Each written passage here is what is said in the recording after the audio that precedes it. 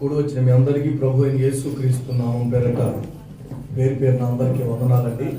అందరికీ వందనాలు. కొద్దిసేపు దేవుని వాక్యాన్ని ధ్యానించబోతున్నాం. పరిశుద్ధ గ్రంథం తెరవండి.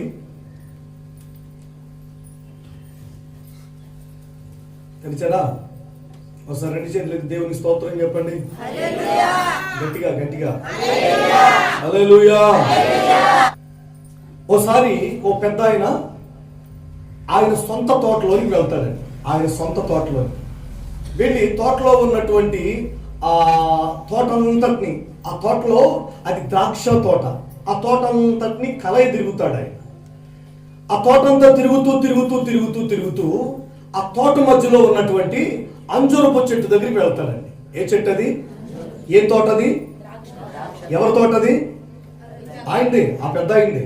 ఆయన యజమాని, తోటకి యజమాని. అది ద్రాక్ష తోట. ద్రాక్ష తోటలో ఏ చెట్టు ఉంది? ఇప్పుడు అంజూరపు చెట్టు ఉంది.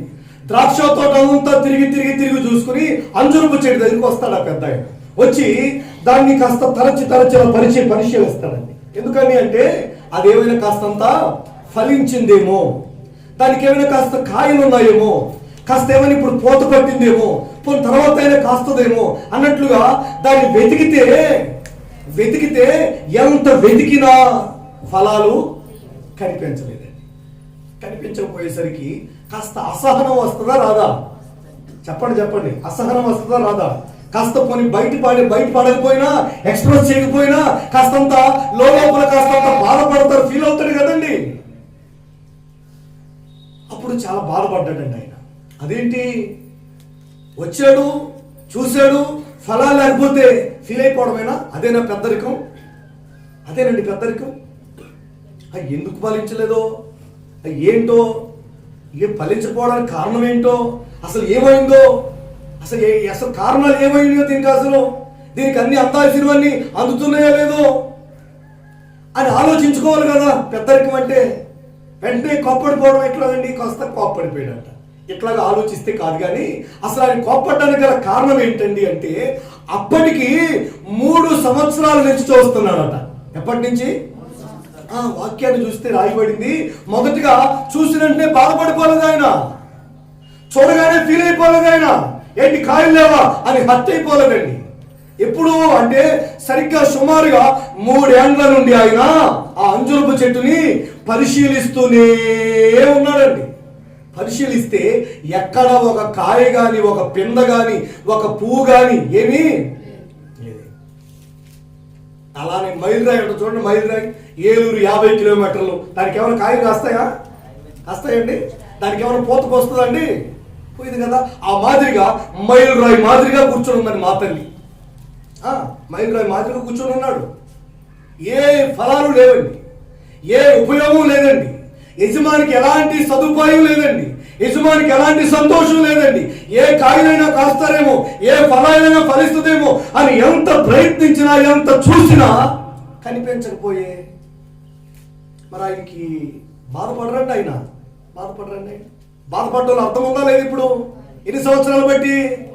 ఓ సంవత్సరం చూశాడంటే లేదు, పోలే సర్లే, ఓ తర్వాత చూసుకోవచ్చులే. ఒక్కోసారి మామిడి చెట్టు కూడా కాయలు మానేస్తుంది కదండి, కొంతకోసారి మానేస్తుంది, కాపు మానేస్తుంది కదా. ఇప్పుడు నేను ఫీల్ అవ్వడానికి కారణం 1 సంవత్సరం అంటే 3 సంవత్సరాలు బట్టి చూస్తానే ఉంటే ఎక్కడా కాయ లేకపోయాయి. ఇప్పుడు యజమాని ఫీల్ అవుతున్నాడండి, బాధపడుతున్నాడు, అత్తయ్యాడండి ఆయన. చాలా కోపం వచ్చింది ఆయన. చాలా కోపం వచ్చి, ఎంత కోపం వచ్చింది అనేది నీకు అర్థం కావాలంటే ఆయన మాట్లాడిన మాటలు వెంటనే తోటమాలి పిలిచాడండి. ఎక్కడున్నారా అన్నాడు. అయ్యా బాబు గారు, అయ్యా ఏంటి దీని సంగతి ఏంటి? అయ్యా ఏమైందయ్యా? 3 సంవత్సరాల నుంచి నేను చూస్తున్నాను, ఇది ఫలాలు ఫలించట్లేదు. దీనికోసం ఈ స్థలం ఎందుకు వేస్ట్ అయిపోవాలా? ఇది నాట్యం కదా, ఇదిగో ఈ భూభాగం కాస్త ఎందుకు వేస్ట్ అయిపోవాలా? దీన్ని లేపేస్తాడంటండి.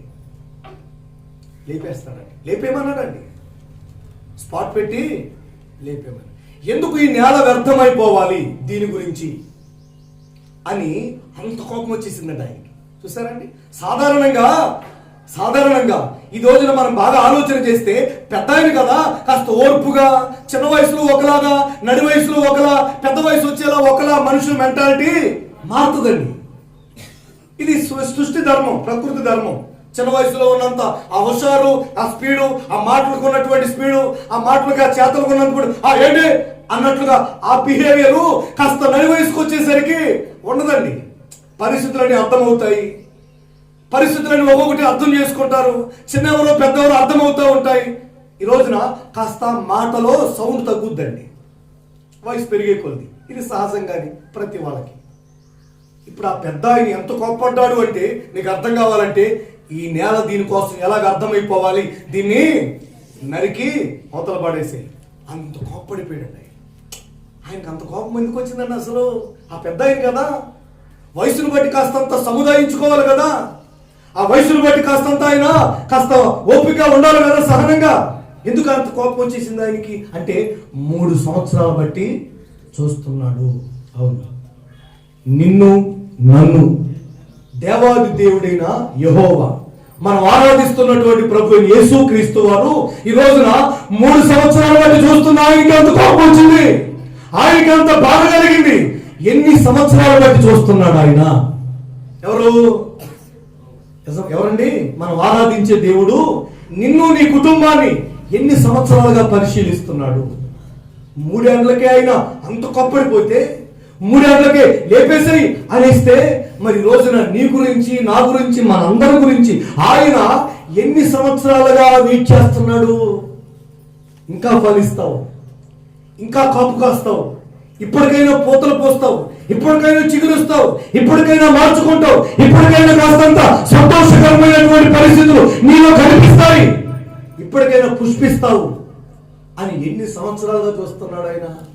ఇన్ని సంవత్సరాలు అయింది, పాట పాడడం చేతకాలేదు నీకు. ఇన్ని సంవత్సరాలు అవుతుంది, మైక్ ఇస్తే ఎలా ప్రార్థన చేయాలో నీకు అర్థమై సావట్లేదు. సరే పెద్దవాళ్ళు మైక్ ఇస్తే ఎలా ప్రార్థన చేయాలో అర్థమై సావట్లేదు నీకు. ఎప్పుడు ఏం మాట్లాడాలో అర్థమై సావట్లేదు నీకు. ఎక్కడ ఏం మాట్లాడితే, ఏం అడిగితే ఏం చెప్పేస్తావో అన్నంత భయం వేస్తుందండి. అర్థం కావట్లేదు. ఏ కార్యక్రమానికి నువ్వు పూనుకోవట్లేదు. దేనికి ఆసరాగా అండగా నిలబడిపోతున్నావు. యేసుక్రీస్తు నామం పేరిట జరుగుతున్న పరిచర్యలో నీవు సహకారిగా, ఒక తోడ్పాటు అందించే వ్యక్తిగా నిలవలేకపోతున్నావు. ఇన్ని సంవత్సరాలు అవుతున్నా నీ వ్యక్తిగత జీవితంలో ఎంత పరిశీలించినా, ఎన్ని రకాలుగా ప్రయత్నించినా, సేవకి, సంఘానికి ఉపయోగకరమైన కార్యక్రమాలు నీ జీవితంలో కానవస్తాయా అని బాబు అంటే ఎంత ప్రయత్నించినా నీ మైండ్ సెట్ మారట్లేదు. లేఖన భాగాలు చూస్తూ ఉంటే ఆయన 3 ఏళ్లకే అంత కోపం వచ్చేసింది. ఇన్ని సంవత్సరాలు అవుతున్నా నీకు మోకరించడం చేత కాదయ్యే, బైబిల్ చదవడం చేత కాదయ్యే, రిఫరెన్స్ చెబుతుంటే పోటీ పడి చదవలేవయ్యే, చదవలేకపోతే చదవలేకపోయావు, మౌనంగా ఉంటావంటే మౌనంగా ఉండి సావయ్యే, చదివేవాళ్ళు చూసి ఏడుస్తావయ్యే. నేనేమన్నా అసలు నేనెట్లా, నిన్ను ఎలా సహించాలైనా? బైబిల్ చదవడం రాదయ్యే. బైబిల్ చర్చిలో చదవకపోయావు, ఇంటి దగ్గర చదువుతావంటే అక్కడ చదవు. ఖాళీగా ఉన్నప్పుడు నేను ఎందుకు చదవలేకపోతున్నా, రిఫరెన్స్ చెప్పినప్పుడు ఆమె ఎందుకు చదువుతుంది, ఆయన ఎందుకు చదువుతున్నాడు, నేను చదవాలి కదా అని పోటీ పడి ఇంటికాడ మీద నేర్చుకుని వస్తావా అంటే అక్కడ నేర్చుకోవయ్యి. ఎలా అన్ని నేర్చుకుంటున్నావు కదా. ఇన్ని సంవత్సరాలు అవుతున్నా దేవునికి ఎలా ఇవ్వాలో ఇప్పటికి అర్థమై సావలేదు. ఇప్పటికి అర్థమవుతుంది దేవునికి ఎలా ఇవ్వాలో, దేవునికి ఎంత ఇవ్వాలో తెలియదు ఇప్పటికి. అంటే ఫలాలు అంటే ఏంటంటే దేవుని పేరటి ఈ రోజున ఇవన్నీ నీకు ప్రార్థన చేత కావట్లేదు, మోకాళ్ళ మీద ఉండలేకపోతున్నావు. కనీసం పట్టుమని వారమంతా తిని రోజుకి 5 సార్లు తిని కనీసం ఒక్కరోజైనా ఒక్క పూటైనా ఉపవాసం చచ్చిపోతానేమో భయం అనుకుంటా. ఇంకా అలాగే మోసేస్తారేమో నన్ను మంచం మించి తెల్లారేసరికి అని భయమేమో. ఒక పూట ఉపవాసం ఉండరయ్యే. ఇన్ని సంవత్సరాలైనా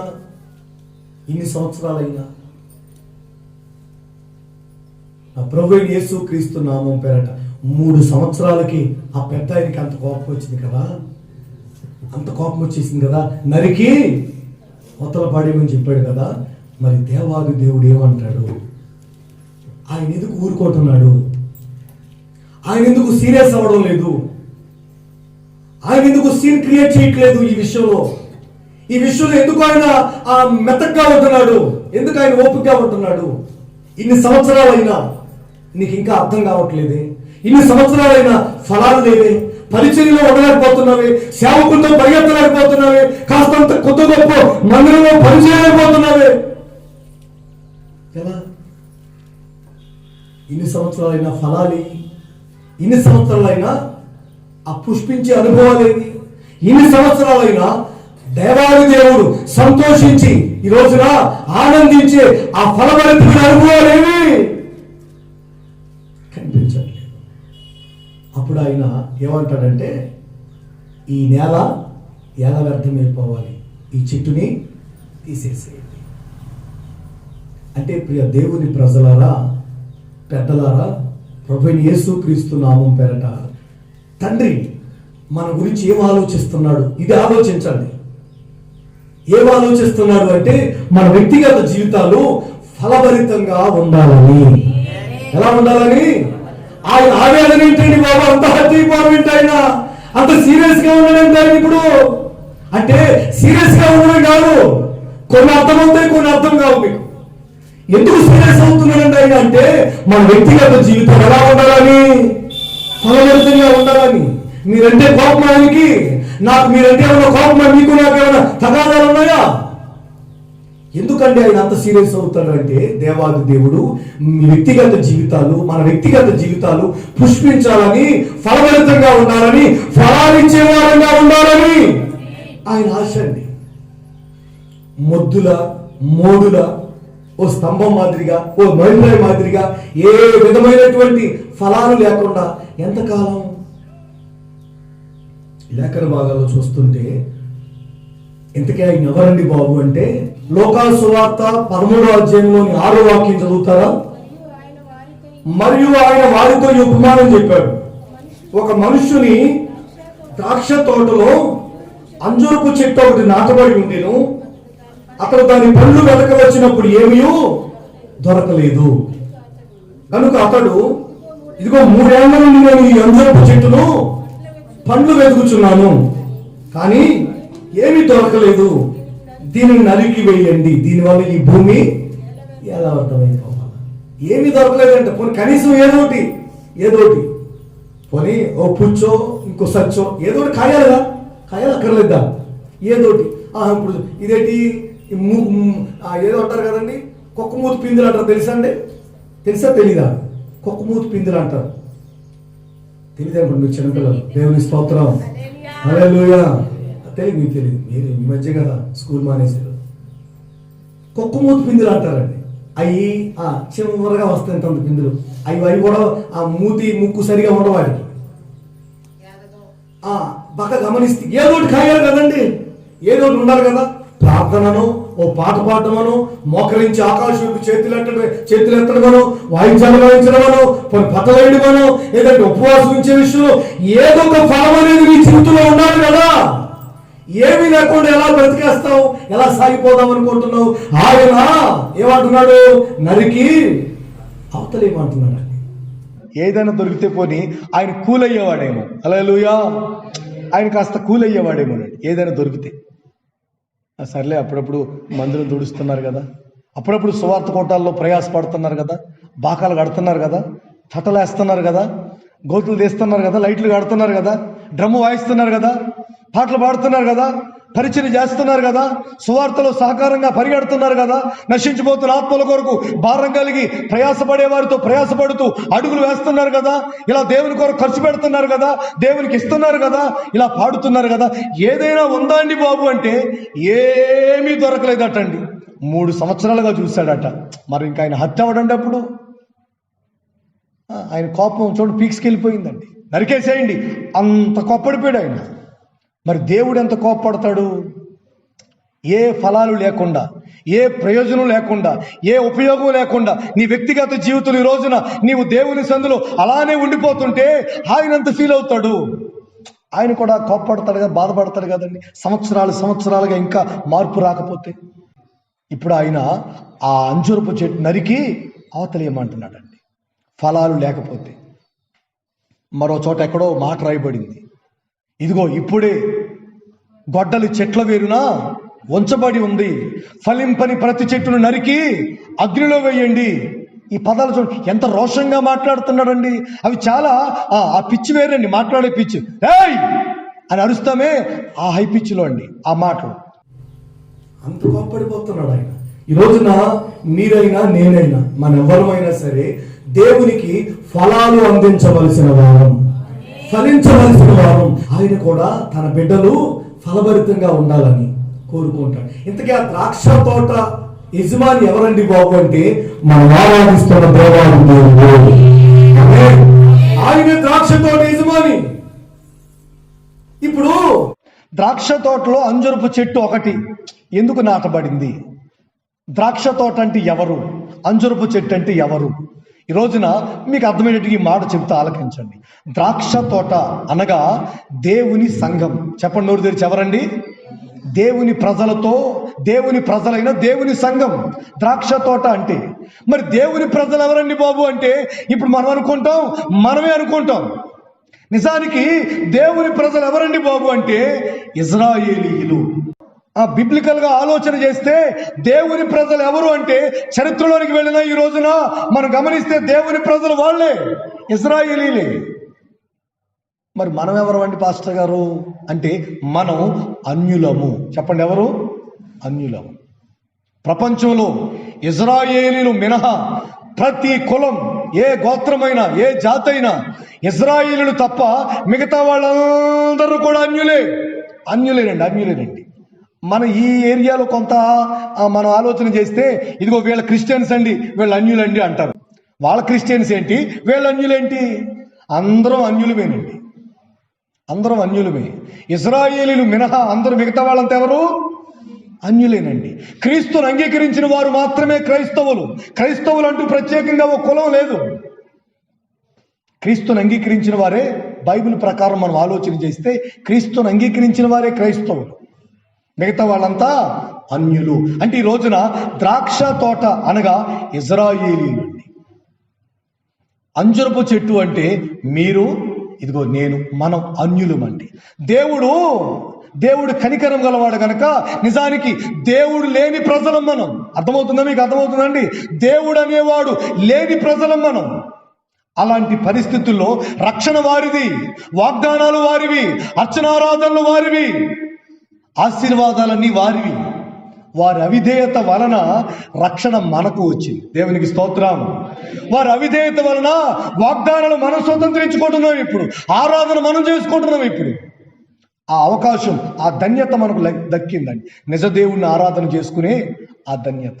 లేదంటే లోకంలో సృష్టిని ఆరాధన చేసుకుంటూ, లోకంలో ఉన్నటువంటి చెట్లను పుట్లను ఆరాధన చేసుకుంటూ ఉండాల్సిన వారం దేవుణ్ణి ఆరాధించుకునే, జీవము గల దేవుణ్ణి తండ్రి అని పిలుచుకునే గొప్ప అవకాశం మనకు దొరికింది.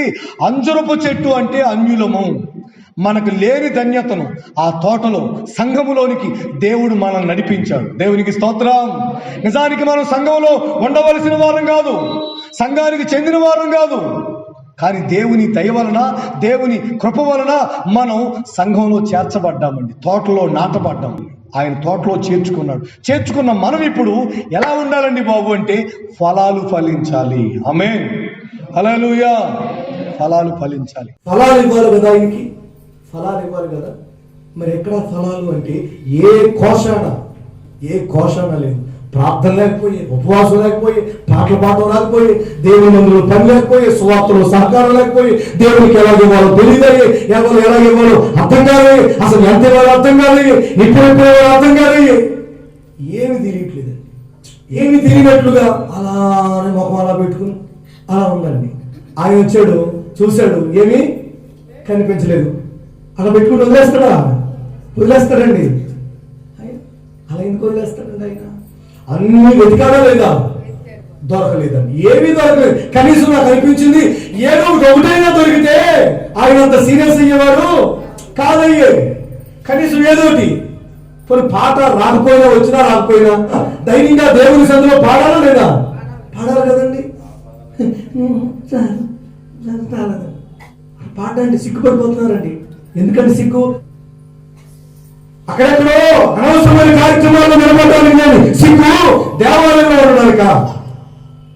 చూడండి ఎంత విచిత్రంగా ఉందో. దేవుని ప్రజలారా, ఆయన ఫలాలు కోరుకుంటున్నాడు. దేవుని పిల్లలమైన మనం ఫలభరితంగా ఉండాలి, ఆయనకు ఫలాలు అందించాలి. ఏ ఒక్కడి దొరికినా ఆయన కూలైపోయేవాడు. రే ఆ తోటమాని పిలిచేవాడు. రే ఇదేమో సరిగా ఏదో పిండి వస్తుందో లోపల పోతుంది అనుకోండి. దీనికి ఏది వస్తుంది మనం పోతుంది అనుకోండి. దీనికి కాస్తంతా సరి చేయరా దీన్ని అని చెప్పింది అతను వాడికి, ఆ తోటమానికి. కనీసం ఏది దొరకపోయేసరికి మళ్ళీ ఎలా ఉందనుకుంటున్నారు? మామూలుగా లేదండి. మళ్ళా ఫుల్ హడావుడి. అసలు మనం గుర్తుపట్టలేము కొన్నిసార్లు. ఏ సినిమా హీరోయిన్ ఇతను, ఏ సినిమాలో హీరో ఇతను గుర్తుపట్టలేము మనం. అలా ఉంటుంది. మళ్ళీ అలా ఉందండి. అన్ని గుబురుగా కనిపించదండి. అంత హడావుడి. నిజంగా చూస్తుంటే ఈమెకు చాలా టాలెంట్ ఉందేమో, ఈమె చాలా టాలెంట్ కలిగిన వ్యక్తి ఏమో, ఇతను పెద్ద ఏమో సంఘంలో, అసలు అంతా నెత్తిని పెట్టుకుని మోసేస్తుందేమో ఇవా అనుకుంటాం మనం. అంత హడావుడిగా ఉంది. తీరా చూస్తే ఆకులు సోకులు తప్ప ఒక్క పండు కానీ ఉందండి? లేదండి. ఒక్క పండు కూడా లేదు. ప్రియమైన దేవుని ప్రజలారా, మనం ఫలాలు అందించే వారంగా ఉండాలని దేవుడు కోరుకుంటున్నాడు. ఆయన నాటుకున్నది ఎందుకు? మనల్ని అంటుకట్టింది ఎందుకు? ద్రాక్ష తోట అనే దేవుని సంఘములో అంజులవు అన్ని రాళ్ళని నిన్ను దేవుడు ఎందుకు నాటుకున్నాడు?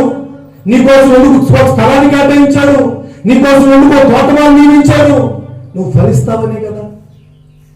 తోటమాలు పిలిచాడు, నరికిపాడేమన్నాడు. అప్పుడు వెంటనే తోటమాలి ఏమన్నాడా?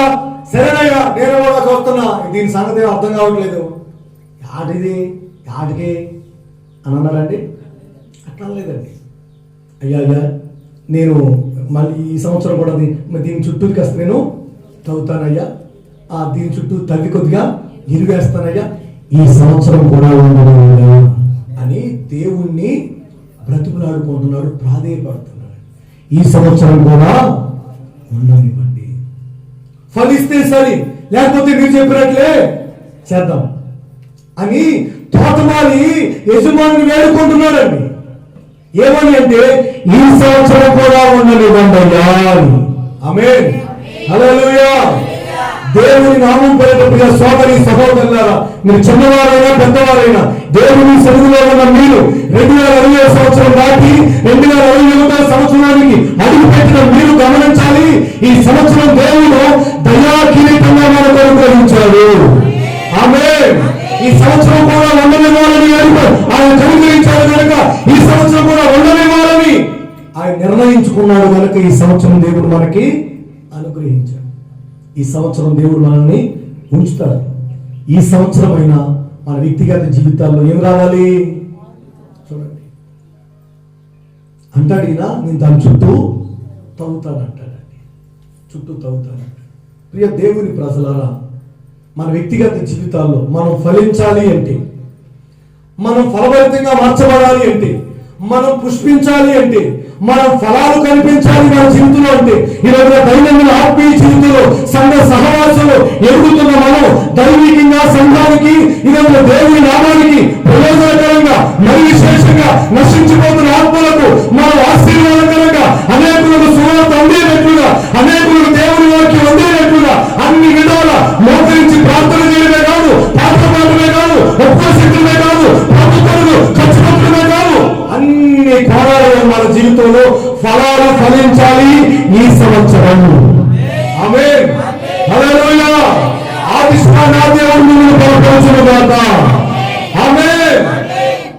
ఇప్పుడు ఏమంటాడు అంటే, చుట్టూ కాస్తంతా తవ్వుతాడటండి. చుట్టూ తవ్వుతాడట. యజమాని ఆ మాట విన్న తర్వాత ఇంకేం మాట్లాడలేదండి, ఇంకేమీ వెళ్ళిపోయాడు.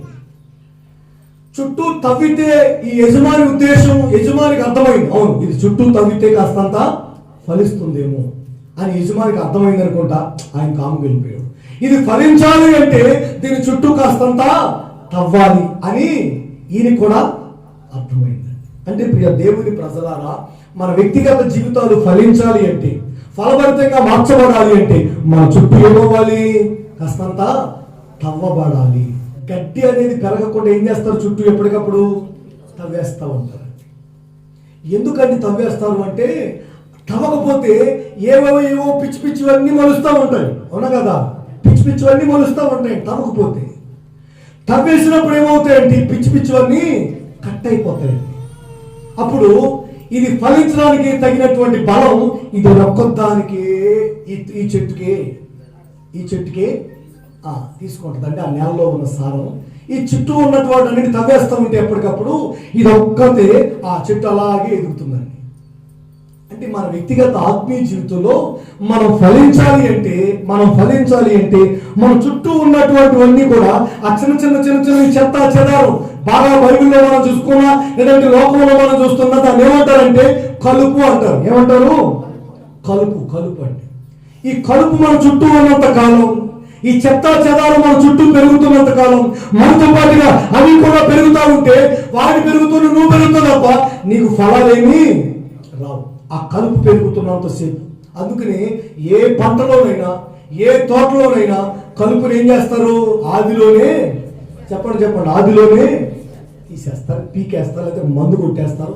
ఇక వరి చేల్లో అయితే కలుపు అంతా తీసి మూట కింద ఇలా చుట్టి కాల కింద వేసి తొక్కుతారు ఊడుపు చేల్లో.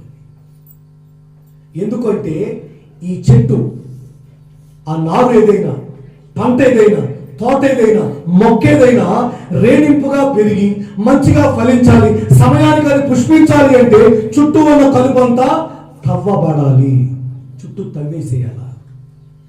ఇప్పుడు ఈ పని ఎవరు చేస్తారు చెప్పండి?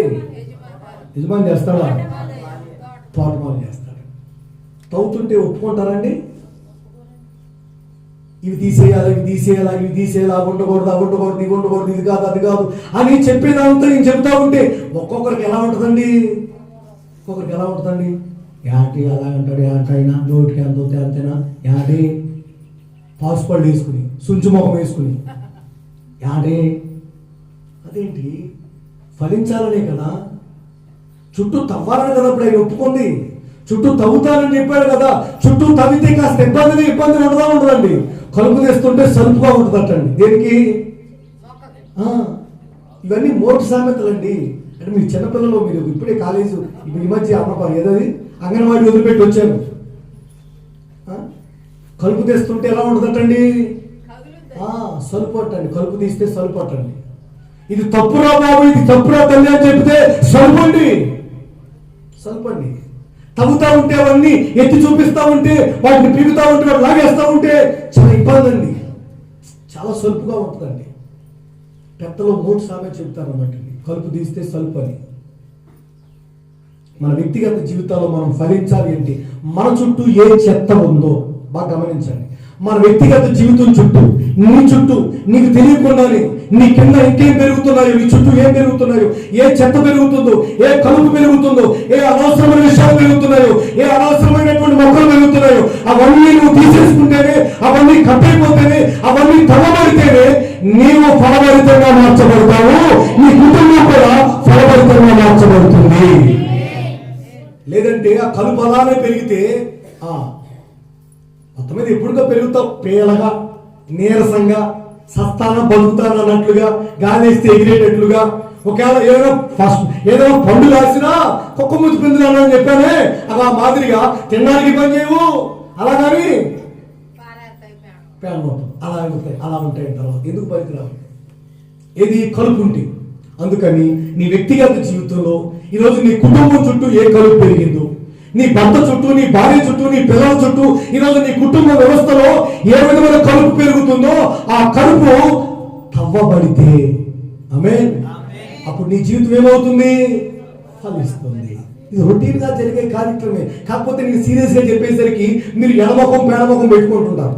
ఈ రొటీన్ గా జరిగే కార్యక్రమం అండి ఇది. ప్రతిరోజు జనరల్ గా మనం చూసే విషయాలు ఇవన్నీ. కలుపు తీస్తావట్లే పోయి పొలాలు పోయి అవన్నీ జరిగే విషయాలని. కాకపోతే నేను చెప్తే వచ్చేస్తాను మన వాళ్ళకి. ఇంతకీ వీళ్ళంతా కోప్పడి చేస్తున్నారు కదా, తవ్వుతూ ఉంటే పంట ఏమో ఆగిందయ్యి. ఎవరిది? తోట కూడా ఆగిందయ్యి, వచ్చిన పంట కూడా ఆగిందయ్యి. మధ్యలో తిట్లు ఎవరికి? చెప్పండి మధ్యలో తిట్లు ఎవరికండి? తోట. చూసారండి ఎంత కర్మ అండి. తప్పిపోయాడంట కుమారుడు. ఆడికేం రోగం వచ్చిందో, ఆడికేం పోయే కాలం వచ్చిందో, ఆడికేం జబ్బు అండి. ఇంట్లో పని ఉండకుండా తప్పిపోయాడు లేదా? తప్పిపోయాడు. వెళ్ళి పందులు పట్టు తిన్నాడా లేదా? తినలేదా? పందులు పట్టు తిన్నాడండి. ఇప్పుడు పందులు పట్టు తిన్నాడయ్యే, తప్పిపోయాడయ్యే, ఆస్తంతో తగలేశాడయ్యే, అన్ని చేశాడయ్యే, ఇంటి పట్టు ఉండకుండా అన్ని చేశాడయ్యే. ఆఖరికి ఆడు మరలా బయలుదేరి వచ్చేసాడయ్యే. తండ్రి కొడుకు ఇద్దరు మరలా ఒకరి మీద ఒకరు పరుపడి కౌగిలించుకున్నారయ్యే. ప్రాణం పోయింది ఎవరికి? వాడు వచ్చినందుకు, తప్పిపోయిన కుమారుడు వచ్చినందుకు తండ్రి ఏం చెబుతాడు? వేటను సిద్ధం చేయమంటాడండి. ఇప్పుడే కదా ఈ పెద్ద ఆయన ఫీల్ అయిపోయాడు పెద్ద కొడుకు. ఏమని? నాకు ఎప్పుడైనా కోసి పెట్టారా ఇంట్లో? ఎలాగా నన్ను ఎప్పుడైనా ఇట్లా ప్రేమగా చూసారా? నా కోసం ఎప్పుడైనా వేటను వధించారా అన్నప్పుడే కదా ఫీల్ అయిపోయింది. అంటే తండ్రి సంతోషపడ్డాడు, కొడుకు సంతోషపడ్డాడు. మధ్యలో పోయింది ఎవరు? అబ్రహాము గారు బాగా ఉన్నారు, ఇస్సాకు గారు బాగా ఉన్నారు. ఎవరు దహనం అయిపోయారు చెప్పండి? చూడండి, అబ్రహాం గారు బాగానే ఉన్నారు, ఇస్సాకు గారు బాగానే ఉన్నారు. మధ్యలో ఇదిగో ఈ తోటమాలి ఇప్పుడు ఈయన తవ్వుతా ఉంటే ఇట్లా చూస్తుంటారండి. గుడ్లు ఇలా పెద్ద పెడుతుంటారండి. గుడ్లు అవి తీసేసి ఏ కోడిగుడ్లో పెట్టుకోండి. మరి అతను గుడ్లు చేసుకోకపోతే కోపం వచ్చేస్తండి, బాధ కలుగుద్దండి. అసలు చాలా చాలా బాధగా ఉండదండి. అసలు ఎంత రగిలిపోతారండి. అసలు ఏమి అనలేరు, అలాగే ఉండలేరు. అసలు ఎంత నరకం అంటే పగవాళ్ళు కూడా రాకూడదండి ఆ బాధ. నన్ను అనలేక, నిజమండి, నన్ను అనలేక, నా మీద కోప్పడలేక అసలు ఎంత నలిగిపోతారంటే ఆ బీపీకి, ఆ టెన్షన్కి 4 గంటలు మిగిలినా సరే పోదండి. అంత టెన్షన్ వచ్చేస్తారు. సరే మీరు తిట్టుకున్నా, మీరు బాధపడినా, మీరు కానుకోవడం మానేసినా, మీరు భోజనం పెట్టడం మానేసినా, వందనాలు చెప్పడం మానేసినా, దేవుని పేరట దేవునికి ఒక తీర్మానం చేసుకున్నాక దేవుని సన్నిధిలో అయ్యా తీర్శ్వాస విడిచేంత వరకు, చనిపోయేంత వరకు, ఊపిరినంత వరకు నీ పని చేస్తామని తీర్మానం చేసుకుని ఎప్పుడో ఇల్లు వదిలిపెట్టి బంధువులని, స్నేహితులని, రక్త సంబంధికుల్ని, మాతో పాటు చదువుకున్న వారిని, అన్ని సహవాసాలు, అన్ని స్నేహాలు కట్ చేసేసుకుని వచ్చేస్తాం కదండి. చివరి దాకా ఆయన కొరకే పని చేస్తాం. దేవునికి స్తోత్రం, హల్లెలూయా. ఆయన తోటలోనే ఉంటాం, తవ్వుతాం, ఎరువు కూడా వేస్తాం. దేవుని ప్రజలారా, ఆఖరికి ఈ తోటమాలి చేసిన పని ఏంటంటే తవ్వి ఎరువు వేస్తాడు. చుట్టూ కలుపు అంతా తీసేస్తాడట. ఎరువు అంటే అర్థం ఏంటంటే శ్రేష్టమైన ఉపదేశం. చెప్పండి గురించి ఏంటండి? శ్రేష్టమైన ఉపదేశం. నువ్వు రోజు తినేది కాకుండా నీకు డాక్టర్ గారు ఏదో చెబుతాడు, ఈ పౌడర్ తాగని ఇస్తాడు ఇవిడా ఇస్తాడు. ఇక ఆ పౌడర్లోనే నీ జీవితం అంతా మారిపోద్దని ఎంత భ్రమపడిపోతున్నావు. రోజు తినే శుభ్రంగా తింటే టైంకి తిని టైంకి పడుకుని కాస్త నీళ్ళు వాటర్ లెవెల్ మనం మెయింటైన్ చేసి బాడీకి సరిపడే వాటర్ తాగేస్తుంటే మంచిగానే ఉంటుంది కదా. ఆడేదో చిన్న డబ్బాలు ఇంత పౌడర్ ఇచ్చి దానికి 600 అంటే ఇక్కడ 10 రూపాయలు ఇచ్చి సావరు. 600 అంటే ఆ డబ్బా తెచ్చుకుని గుడుగుడు తాగేస్తానే ఉంటారండి, తాగేస్తారండి. ఆ డబ్బా అయిపోయిన తర్వాత ఏమైనా మొహం మారిపోతుందా అని అద్దంలో ఎన్నిసార్లు చూస్తారో నేను. అద్దం దగ్గరికి పోయి ఎన్నిసార్లు చూసుకుంటారండి. ఇట్లా చూస్తుంటారండి. కన్ను పైకి రేపి కిందకి లాగి బయటికి పెట్టండి. అసలు ఎన్ని విచిత్రాలు చేస్తారండి. దేనికి తాగండి, తాగితే మారిపోతారండి. చూడండి, మనకి శరీరానికి, ఆత్మకి ఆరోగ్యాన్ని ఇచ్చేది ఎవరు అంటే జీవము గల దేవుని వాక్యము. ఇది జీవాహారం కదా. ఇందులో ఏమైనా చెడు ఉంటుందండి? ఉండదు కదండి. సైడ్ ఎఫెక్ట్స్ ఏమైనా ఉంటాయండి? ఉండవు కదండి. ఇప్పుడు ఎరువు అనే దానికి బైబిల్ సాదృశ్యం ఏంటండి బాబు అంటే జీవము గల దేవుని ఉపదేశము, వాక్యము. ఉపదేశం సత్తువ కలిగినటువంటి, బలాన్ని చేకూర్చే, నిన్ను ఫలభరితంగా మార్చేటువంటిది ఎరువు అంటే జీవము గల దేవుని వాక్కు. నువ్వు తవ్వబడినంత కాలం, నీ చుట్టూ కలుపు పెరుగుతున్నంత కాలం వాక్యం నీ తలకెక్కదు. నీవు లోకంతో ఏకమైనప్పుడు వాక్యం నీ తలకెక్కదు, వాక్యం నీకు నచ్చదు. వేసిన అన్ని తమబడి అన్ని కట్ చేసి పాడేసి ఆ కలుపు అంతా తీసి పాడేస్తే కాస్త ఇబ్బంది అయినా ఆ తీసేసిన తర్వాత నీకు జీవముగల దేవుని మాటలు అనే ఉపదేశం ఎరువులా పనిచేస్తుంది. ఈ సంవత్సరం చూడండి అయ్యా అని తోటమాలి దేవుని ఎందుకు బ్రతిమలాడుకుంటాడంటే, తోటమాలి ఎట్లా అయినా సరే వాళ్ళు నిందించినా, బాధ పెట్టినా, మందిరానికి వచ్చినా రాకపోయినా, వందనాలు చెప్పినా చెప్పకపోయినా, అసలు ఏం చేసినా చేయకపోయినా ఇతడు మాత్రం వాళ్ళ చుట్టూ తవ్వి ఆ బలహీనతలు, ఆ కలుపు, లోక సంబంధమైనటువంటి కార్యక్రమాలు ఇవన్నీ తీసివేసి జీవముగల దేవుని ఉపదేశాన్ని వారికి అందించి వారి ఫలభరించంగా మార్చబడేటట్లుగా ప్రయాసపడాలి అనేది సేవకుని తీర్మానము.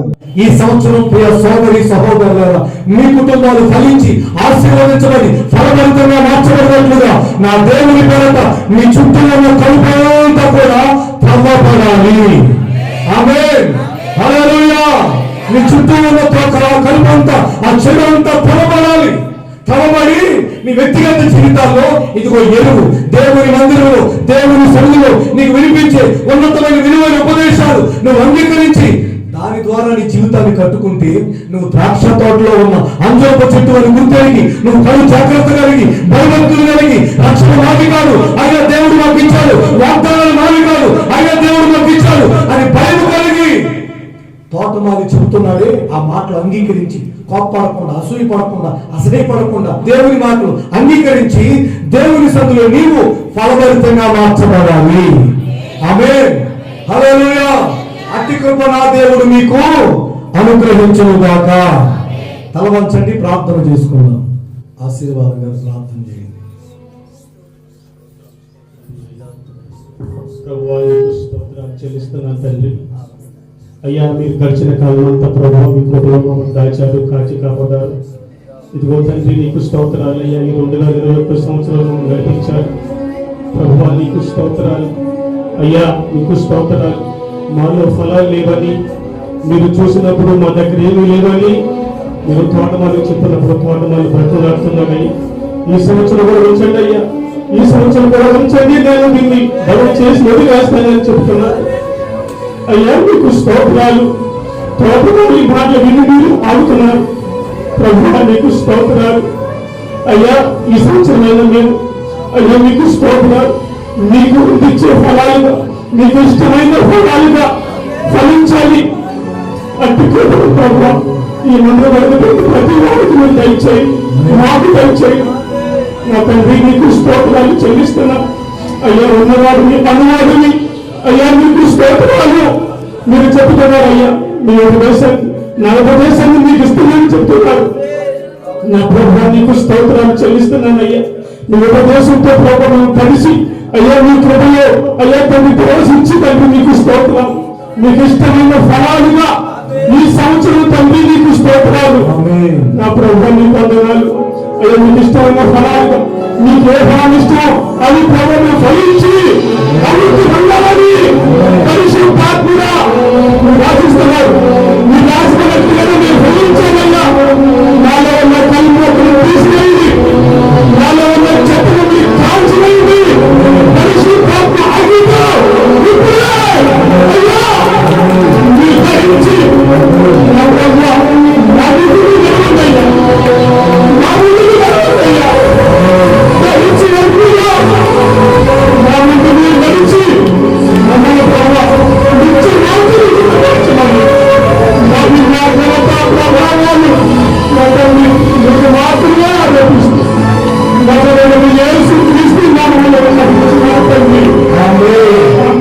మన తండ్రి దేవుని ప్రేమ, కుమారుడు యేసుక్రీస్తు వారి కృప, పరిశుద్ధాత్మని సన్నిధి సహవాసం ఇప్పుడు ఎల్లప్పుడూ సకల పరిశుద్ధులకు ఈ ఆరాధనలో పాల్పొందిన వారందరికీ, వారి కుటుంబాలకి, మరి విశేషంగా ఈ సంవత్సరం దేవుడు మాకు అనుగ్రహించారు.